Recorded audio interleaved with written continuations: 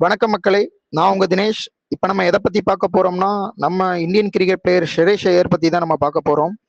நிறைய பாலிடிக்ஸ் இந்திய அணியில நடக்கும்போது டெஸ்ட் ஸ்குவாட்ல அவர் செலக்ட் பண்ணல.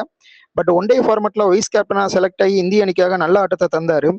அன்பார்ச்சுனேட்லியா பாத்தீங்கன்னா ஆஸ்திரேலியாவுக்கு எதிராக நடந்த தேர்டு ஓடிஐல பாத்தீங்கன்னா அலெக்ஸ் கேரியோட கேட்சை பிடிக்க போய் அவருக்கு லெஃப்ட் சைடு விழா எலும்பு பக்கத்துல ரத்த கசிவு ஏற்பட்டிருக்கு. கேட்சை நல்லபடியா பிடிச்சாலும் அவரோட ஹெல்த் கொஞ்சம் ரொம்ப மோசமா தான் இருக்கு. சிட்னில இருக்க ஹாஸ்பிட்டல்ல ஐசியூல இருக்காரு. இந்த நேரத்துல பாத்தீங்கன்னா இந்தியன் டீம் அவரோட ஃபேமிலிக்கு விசா டிக்கெட் எல்லாமே எடுத்து ஆஸ்திரேலியாவுக்கு இன்னைக்கு ரீச் ஆகுறாங்க அவங்களோட ஃபேமிலி. அவரோட ஃபேமிலிக்கு இந்த தருணத்துல கிரிக்கெட் லவ்வர்ஸா நம்ம அவங்க கூட இருக்கணும். கிங்ஸ் 11 பஞ்சாபுக்காக கேப்டன்ஷிப் பண்ணாரு. கூடிய விரைவில் அவர் இந்தியன் டீமுக்கு திரும்பணும்னு சொல்லி நம்ம எல்லாருமே வேண்டிக்குவோம். நன்றி.